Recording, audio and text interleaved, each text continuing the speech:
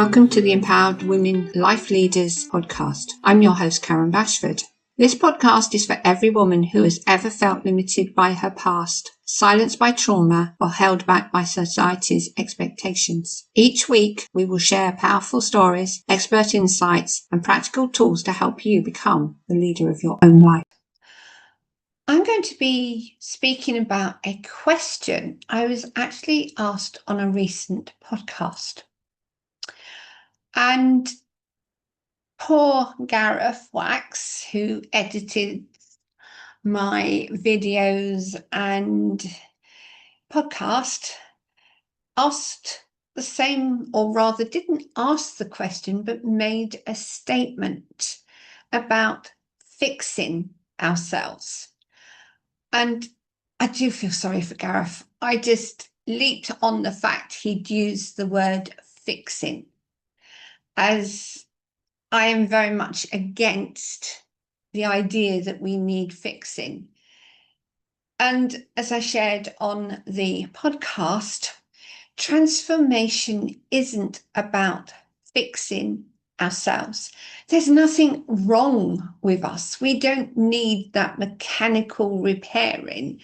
We need to go back to who we were, that we had agreed to be when we were born.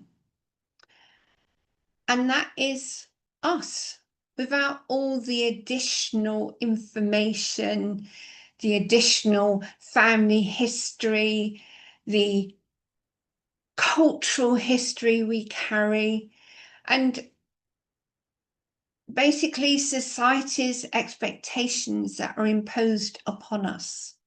We need to let go of them, forget them, forgive them, or accept, to be able to come back to who we truly are and not carry on with the same beliefs, the stories, our actions, our thoughts, and our responses, especially not our judgments or our bias or our fears, because they actually will hold us back. So transformation involves ceasing confirming to yourself or by others that you are who you are now. It's about acknowledging the experience you have had. It's about reviewing what is true and what is untrue about you. And you form your truths through childhood. The reason that I love the board toolkit that I've created is the fact that it enables you to acknowledge that you are Sloth. You are that slow moving creature from the moment you're conceived, if not before. You are that sloth. And as you grow, you're taking on board, you're observing, you're hearing, and you're accepting everything that comes into your life, because you don't know any better. You don't know whether it's right or wrong necessarily. You don't know whether somebody is telling you something that is irrelevant to you, but they consider it's relevant. So with Sloth, it's about accepting that as children and as we grow, we are automatically programming ourselves. We're automatically deciding, this is how I'm going to be. This is how I'm going to live. And regretfully, you will carry that into your adult life. Because unwittingly, we forget who we are. And we self-sabotage. We abandon ourselves and we reject ourselves. We are born with the knowledge and the answers for everything we need to know about ourselves and our lives. Now, I know for some, this is a hard acceptance, I suppose, is one word. I'm looking for another word, though. Concept, to accept. Simply because we are led to believe that we have to follow the rules. We have to carry on as we are. And yet we are in a period of change, massive, massive change. The planets influence us, and we are seeing positionings of the planets that we've never had or never will experience in our lifetimes. We're not old enough, or we're going to be too old to see them again. But those planets are actually affecting our lives. Just as I speak often about the moon energy and how it affects us, whether it's a full moon or a new moon, it will impact us. We will become more emotional. We know that we're guided and supported to look at what's going on in our lives when it's a full moon and seeing what we need to release, what we need to change, what we're willing to carry forward with ourselves. And with the new moon, we are encouraged to consider what we want to create. But we're doing that continually anyway, simply because as humans, we just focus on what we want. And that wanting causes us to become too busy. We're always thinking we have to do something. We always think we have to accept that we are supposed to behave in a certain way. It's what's required, both by the governments, but also by the people in our lives, and what we accept for ourselves as how we are supposed to behave. But transformation isn't about necessarily fixing anything.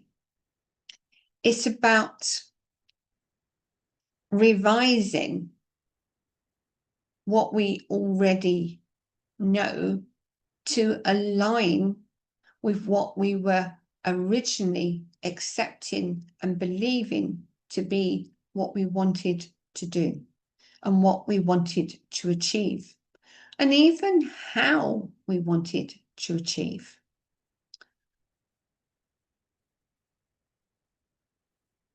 I am very conscious of when I sit and look back over my nervous breakdown, which I am truly blessed to have been through, it enabled me to look at how I was living my life.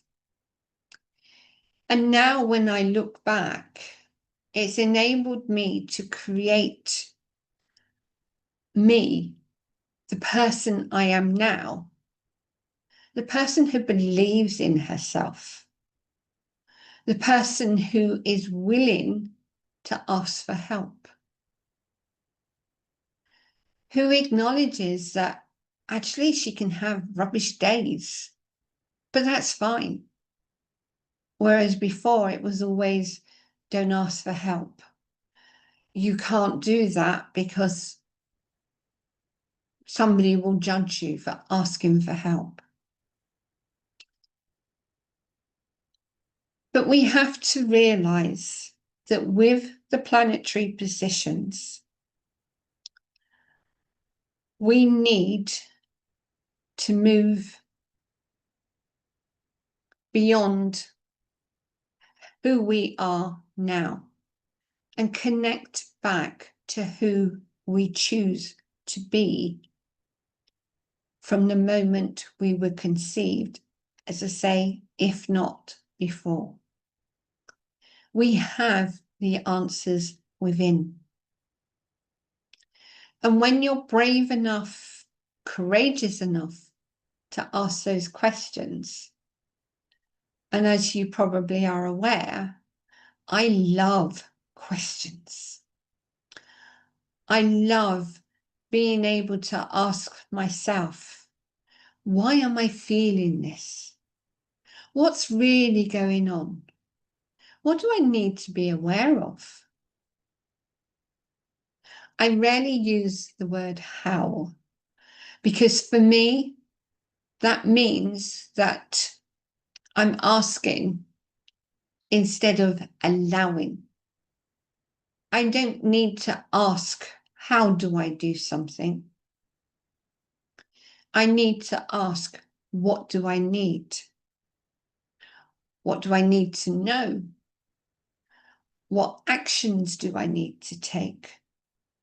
And the thing that I love about questions, it puts you on a quest, a journey to gather information, a journey to show you who you can be,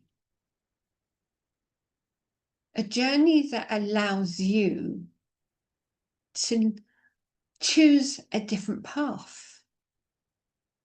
Because in questioning, you get to understand why you're behaving as you are, why you believe what you do, why you've insisted, and you are insisting, because unless you question, you'll continue to repeat the same things again and again and again. It's only when we do the questioning, the quest for knowledge, the quest to take that knowledge and turn it into action, can we begin to truly change our lives.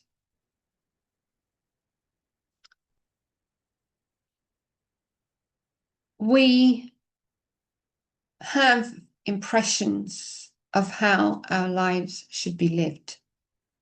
We have half-truths about ourselves. We have truths. We also tend to neglect what we truly know.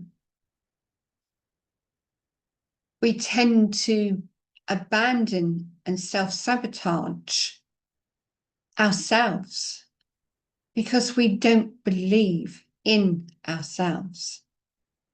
And that's why I love when somebody says we need fixing, or when I'm asked the question, how do we fix ourselves?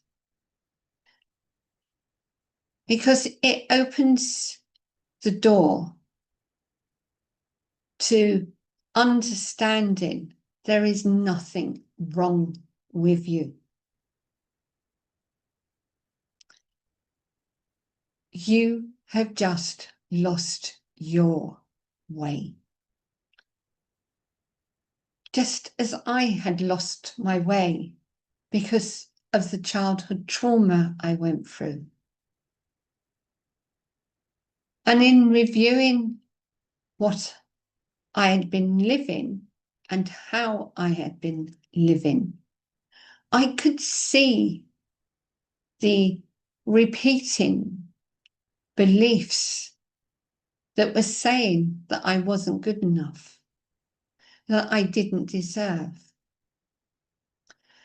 that kept me quiet, that didn't allow me to say, I don't like this, or going along simply because it was easier than continually trying to get my point across.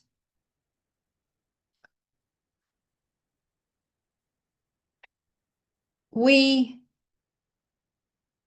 bring in with us into our lives from birth our family history, and it's added to from the individuals in our family, because they have their own take on how life has been, how it should be, and how it was.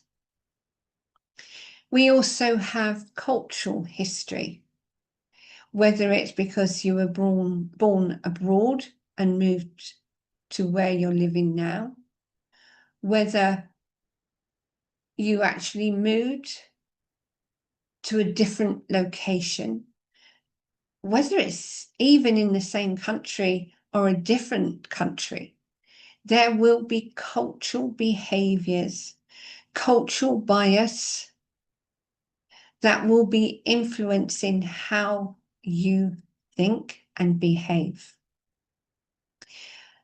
That doesn't have to be you. You can change anything if you choose to do so. But for me, in changing, the biggest lessons I acquired was to actually have an understanding of why I was behaving as I was. And that involved becoming quieter. It involved stopping all the chatter in my mind, the voices from various family members, my own voice that complained and criticised, and the many other voices that have contributed to my life, whether it was a teacher, a priest, a friend, a colleague, a peer.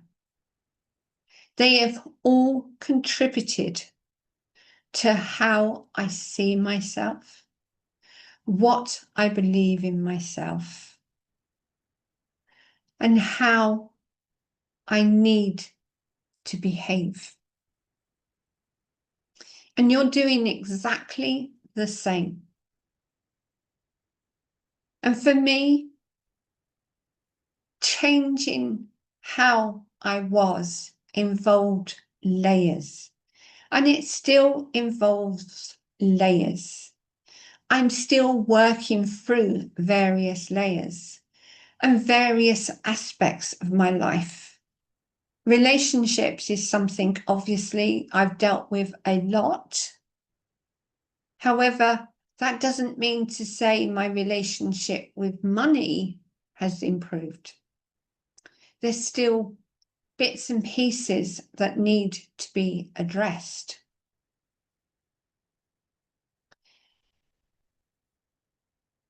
There's still ideas that were given to me about being self-employed, about having a career. None of my family understood what I actually did. Not because I was unable to explain it, but simply because they didn't want to hear. And you're going through exactly the same. Maybe not a family member.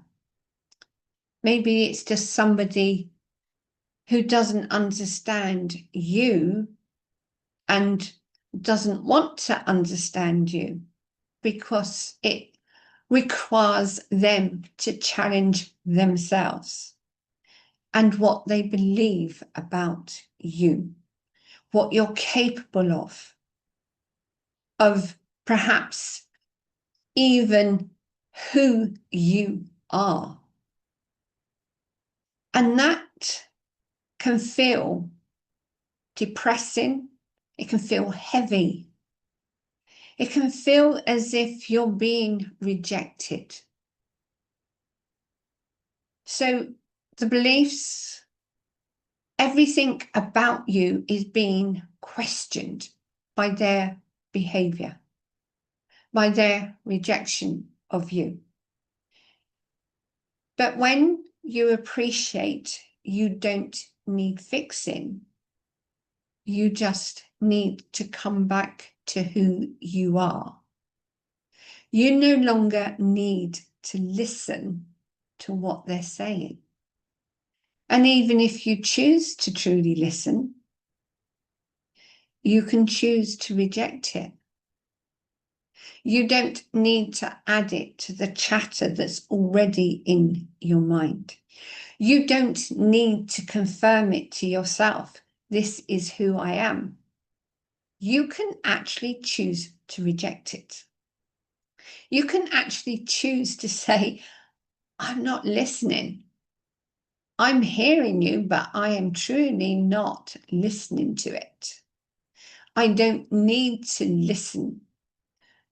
I can actually say, no, this is not true about me.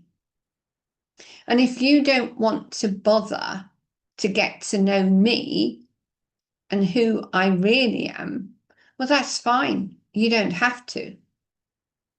Any more than you have to show them the true self, unless you choose to do so. So long as you know yourself and you show up as yourself, you don't need to tell them who you are. You don't need to spend time that's wasted explaining who you are. It's like I give tarot readings to clients, and they often say, well, that doesn't make sense to me. And I will say to them, but is it making no sense because you're choosing not to hear? You're choosing not to connect to who you really are. Because a tarot reading is literally a case of connecting to you. And the cards that will appear are relevant to what you need to hear about you. Whether it's the negative stories you're carrying and the life you're leading, or whether it's the positives that are indicating that if you take action, if you go on your quest and ask the questions, you can change how you show up, who you are, and what you achieve. So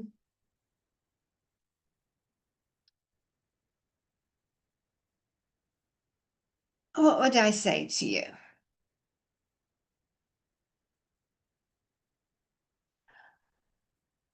Curiosity. I'm getting two words coming up. I'm getting curiosity and I'm getting exploration. If you're willing to be curious and look at your relationships, look at your career, look at your finances, look at your health, look at your life. Where in all those aspects, those parts of your life, are you not being true to what you are capable of? of not being true to who you really are. When you take the time to question, to review, not just a specific area, but your life in general, you will see the crossovers. You will see where a belief about money is impacting your career, where a belief about yourself is impacting your relationships with others. And that can be a family member, it can be a friend, it can be a colleague. It can even just be somebody you happen to meet and just say hello to. How you behave is reflected in what you're thinking at the time. So if you're angry, your reaction to somebody is likely to have that anger pushed out to them, and they're going to feel it. They're going to sense something's off. They might hear it in the tone of your voice. They might see it in your face. They certainly see it in your body language. They see the tense shoulders and the way you're clenching your jaws, perhaps, or even the look in your eyes. So everything that you can get to know about yourself better and how it crosses over into separate areas of your life, the more you will be able to transform you and your life and become the person you need and want to be that was agreed originally at birth, if not. And I say if not, I know for certain we agreed this before we came into the human form, because our souls would have chosen how we were to be in this lifetime. But how can you be that person if you continue to allow yourself to be sloth, to be that creature that has acquired all this knowledge that isn't relevant to you?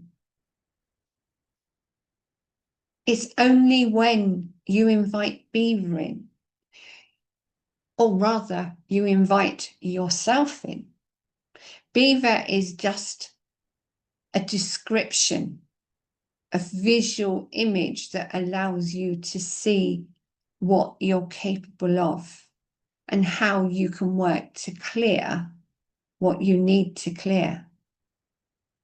Because you can beaver away at the things that aren't relevant to you, and then you can invite the you into being and allow yourself, just like Beaver does, to start building what you truly want in a way that resonates with you. And when I say resonates with you, it literally means your heart vibrates at an energy that is filled with desire and excitement, instead of just feeling it's working, that it's just pumping blood. When you truly become you and you can see your own potential and you acknowledge your own potential, that anything is possible for you, your heart energy changes. It's a bit like turning the thermostat up. It becomes more powerful because as you heat that energy, it puts out more energy. So you're bringing to yourself what you desire, what you want. And it doesn't need to be hard work.